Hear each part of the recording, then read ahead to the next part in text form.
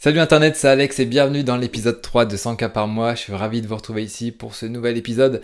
Tout simplement parce qu'il y a du nouveau, j'ai des choses à vous dire. Et oui, le temps passe et passe. Et voilà. Petit rappel, au niveau de l'épisode 1, je vous avais dit que voilà, je voulais me focaliser sur un seul produit, la formation SEO, proposer de l'accompagnement, etc. Poursuivre un petit peu les pas des Lauryn Beber, des Jeremy Coleman, des Benoît Dubos. Voilà, je m'étais fait un peu retourner le cerveau par eux. Bon, ça n'a pas duré très longtemps parce que du coup, dans l'épisode 2, je vous disais que voilà, l'accompagnement final, c'est pas pour moi, ça correspondait pas à mon ADN. Donc je m'étais vraiment recentré, j'avais remodifié mes offres. J'étais parti sur quelque chose avec une offre communautaire pour la formation SEO. Et donc je vous avais dit à ce moment-là, donc ça fait voilà, quelques semaines, que voilà, j'allais retravailler l'acquisition, etc. Que j'avais plein d'idées à mettre en place. Et du coup, c'est ce que j'ai fait. J'étais chaud bouillant, vous l'avez vu, hein, pour faire la promotion de notre formation SEO et voilà. Et ça a complètement foiré. Et ouais. Un bon gros échec des familles. Je voulais faire un point avec vous là-dessus et surtout sur les leçons que j'en ai tirées. Je suis sûr que ça pourra vous servir.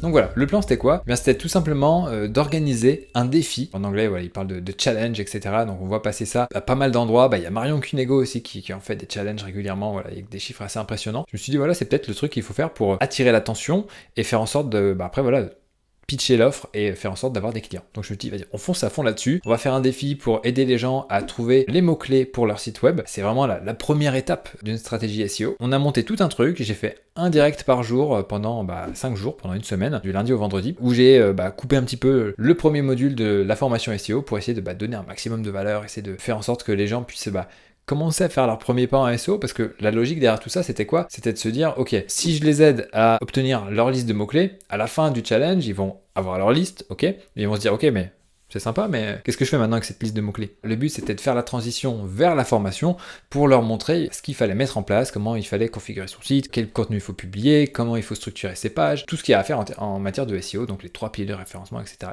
Donc voilà, ça me semblait assez logique, quoi. On donne les premières billes, et après, si tu veux le reste, eh bien, il y a la formation. Et du coup, voilà, on a mis en place des pubs Facebook, on a communiqué sur nos newsletters, sur les réseaux sociaux, on a réussi à avoir plus de 800 personnes inscrites pour ce défi, donc voilà, j'étais refait, quoi. Je me suis dit, bon voilà, si on a que 1 ou 2% de gens qui passent à l'action, voilà, ça fait quand même un beau chiffre d'affaires, et puis on va pouvoir les accompagner, les aider à développer leur SEO, etc. Voilà, c'était le plan. Donc comme je vous ai dit, hein, il y avait un direct par jour, il y avait des ressources complémentaires, fiches récap, des vidéos de la formation même qui étaient données en intégralité, un Discord pour pouvoir échanger, une séquence email qui était vraiment bien ficelée, un mini-site qui était vraiment impeccable pour avoir les enregistrements des directs, qui venaient voilà, à peu près 1 heure après le direct pour les gens qui ne pouvaient pas se connecter, et après même la possibilité de prendre des appels si jamais voilà, il fallait aller plus loin pour analyser un petit peu une situation. Donc voilà, on avait vraiment essayé de tout mettre en place, de faire les choses de façon propre. Et donc comme je vous disais, 800 personnes s'étaient inscrites, ça s'annonçait pas mal, et sauf que là, on a fait 0 vente, 0 Walou, pot de zob, rien du tout, 0 vente. Donc ça m'a fait me questionner un petit peu sur ce qu'on faisait, est-ce qu'on vraiment on partait dans la bonne direction? Et à ce moment-là, je suis tombé sur une vidéo d'un de mes anciens mentors, Pat Flynn, c'est un américain qui a monté un blog qui s'appelle Smart Passive Income. Ça date un peu ça, mais du coup il est toujours en activité, ça marche plutôt bien pour lui. Mais en gros, lui, il a fait une vidéo qui s'appelait The End of Info Marketing. En gros, c'est quoi? C'est la fin de la vente de formation, grosso modo. Bon, ça c'est un peu putaclic, on est d'accord. Ça a attiré mon attention, je me suis dit, ok, qu'est-ce qu'il dit? Je vais écouter ça. Et en gros, son point c'est quoi? C'est de dire que l'ère de la vente de formation facile, entre guillemets, est terminée, que le marché a mûri, que les gens attendent beaucoup plus, ils attendent de l'accompagnement, ça je vous ai dit, j'ai voulu tenter le truc, mais ça correspondait pas à ce que je voulais faire. Ils veulent aussi du service. Et d'ailleurs, voilà, j'ai suivi un petit peu ça. Je me suis dit, ok, je vais proposer dedans, dans la formule de la formation, un audit de site, même une recherche de mots-clés qui est faite pour eux. Donc si des gens sont en galère après le défi, pas de souci, on va leur faire la recherche de mots-clés. Et non, il n'y a personne qui l'a voulu. Donc ce qu'il disait dans la vidéo résonnait pas mal avec l'expérience que je vivais. Je me suis dit qu'il devait certainement ne pas avoir tort là-dessus. J'ai essayé de pousser la réflexion sur justement le marché global de la formation en ligne pour essayer de voir un petit peu comment je me situais au milieu de tout ça. C'est vrai que d'un côté, on a les formateurs pros, donc par là j'entends les gens qui sont compatibles CPF, qui sont Calliope, etc.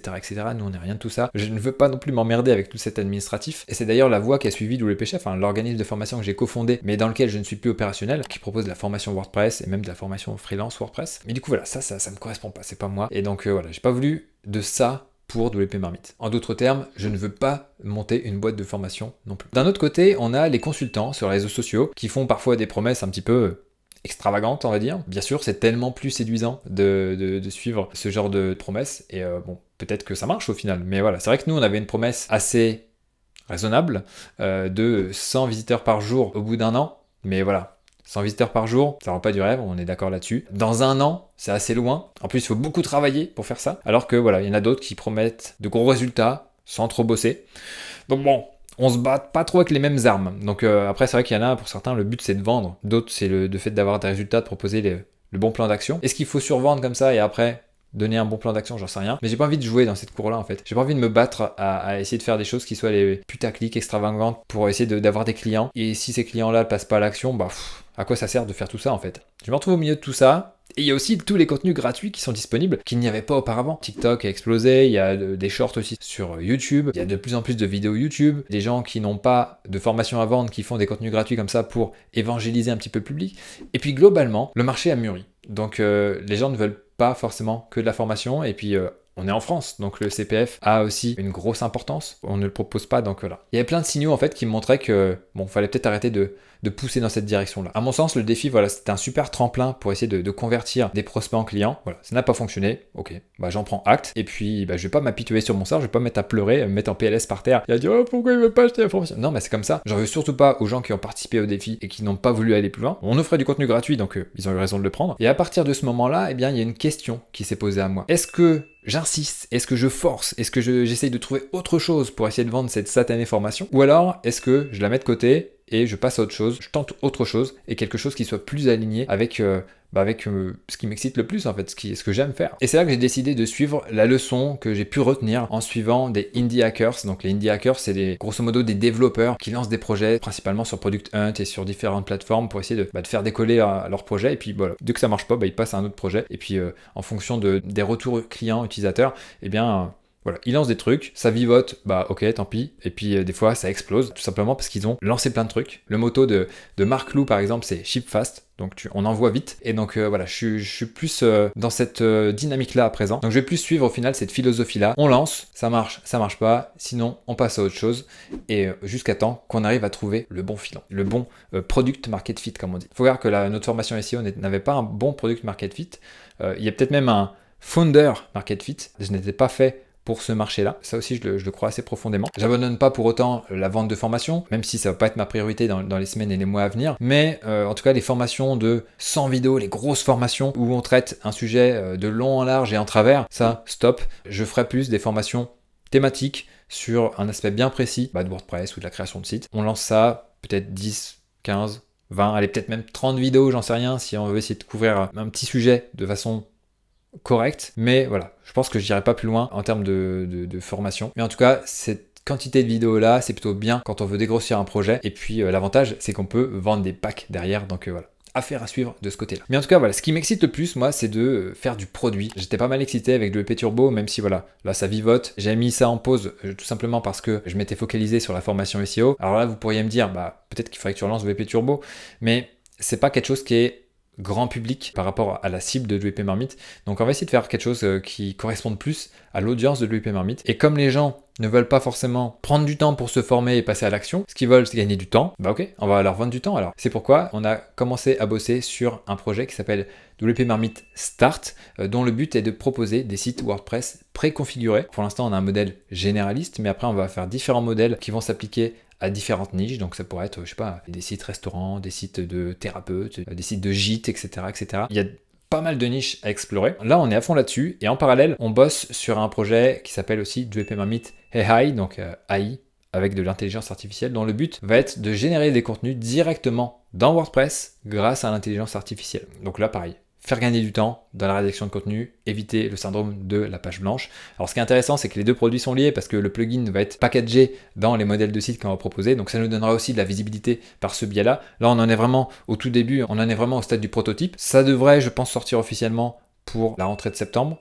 mais en tout cas, WP Marmite Start est déjà lancé. On a commencé à déjà faire des ventes, on a des bons retours, donc voilà, ça motive un petit peu plus que de lancer un truc et d'entendre les criquets derrière. Donc maintenant, il n'y a plus qu'à. Je suis vraiment excité de bosser, de développer ces produits-là. Ça m'excite beaucoup plus que de faire de grosses formations, que d'accompagner, que de faire du service. Le produit, pour moi, ça me correspond vraiment. Et en parallèle, on continue de chouchouter WP Marmite, notamment pour faire fructifier l'affiliation, décrocher des partenariats pour pouvoir faire des contenus sponsorisés. Ça, on avait vraiment négligé ce point-là des contenus sponsorisés ces dernières années. Je m'étais même interdit de faire ça. Et puis là, je me suis ouvert au truc et... Au final, voilà, on mène aux limites quand même, mais c'est plutôt cool. Ça va nous permettre de générer du chiffre assez facilement, entre guillemets. Il y a de belles collabs qui vont arriver d'ici la rentrée. Donc voilà, on est sur plusieurs fronts, mais pas trop non plus. Moi, mon focus, c'est vraiment VP Marmite Start.